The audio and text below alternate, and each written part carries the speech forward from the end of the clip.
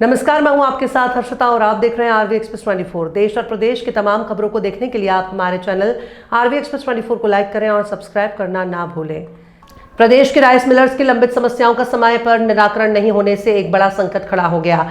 हालात यह है कि ओपन कैंप में रखी हजारों करोड़ रुपए की धान पर सड़ने का खतरा मंडरा रहा है। वहीं राइस उद्योग भी डूबने के कगार पर पहुंच गया है। मिलर्स का कहना है कि वर्ष 2024-25 की मिलिंग नीति में भारतीय खाद्य निगम में चावल जमा करने पर अपग्रेडेशन राशि देने का प्रावधान किया गया था, लेकिन आज तक इस संबंध में कोई आदेश जारी नहीं हुआ। इससे मिलर्स की आर्थिक स्थिति बिगड़ गई है और कई मिलर बैंक डिफॉल्टर होने की स्थिति में पहुंच गए हैं। परिणाम स्वरूप चालू वर्ष 2025-26 में मिलर्स धान की मिलिंग में रुचि नहीं ले रहे, जिससे शासन को हर महीने करीब 200 करोड़ रुपए का अतिरिक्त भंडारण और सुकत का नुकसान उठाना पड़ रहा है। वहीं वर्ष 2023-24 और 24-25 में समितियों में जमा किए गए बारदाने पर उपयोगिता व्यय की 2.68 रुपए प्रति नग की राशि थी, अब तक जारी नहीं की गई है, जिससे मिलर्स में नाराजगी बनी हुई है। हाल ही में उच्च न्यायालय जबलपुर द्वारा कुछ जिलों सिवनी, रीवा, कटनी और सतना के करीब 100 मिलर्स को 67% के बजाय 55% चावल जमा करने की राहत दी गई है। मिलर्स की मांग है कि इसी प्रकार का निर्णय पूरे प्रदेश में लागू किया जाए या फिर अपग्रेडेशन राशि जारी की जाए ताकि मिलिंग कार्य समय सीमा में पूरा हो सके।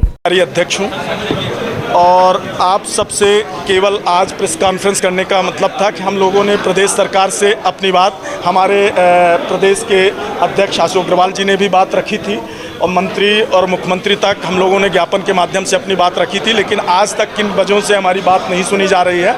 आज आपके माध्यम से मैं शासन और प्रशासन तक अपनी बात पहुंचाना चाहता हूं। सबसे बड़ी बात यह है कि जो धान हमें प्रदेश सरकार शासन द्वारा मिलती है उसमें 67% चावल नहीं निकलता, हमें मात्र 38 से 42% चावल ही निकलता है, जिसकी भरपाई हम अपग्रेडेशन के द्वारा करते थे।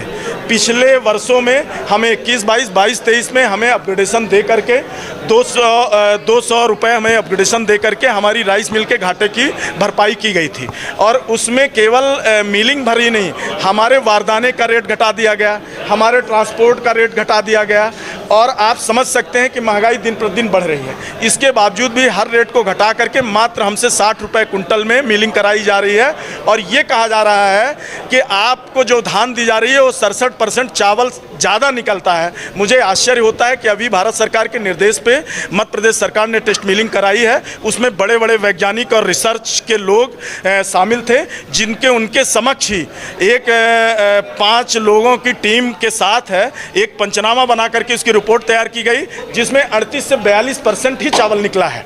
इसके बावजूद भी प्रदेश सरकार मानने के लिए तैयार नहीं है। मैं आप सबके माध्यम से कहना चाहूँगा कि प्रदेश सरकार में जो आपके द्वारा स्थापित की गई है मिलें, आपने इतना बहुत बड़ा इंसेंटिव दे करके, आपने सब्सिडी दे करके पूरे प्रदेश में मिल का जाल बिछाया है, लोगों को रोजगार दिया है, उस रोजगार को बचा लीजिए।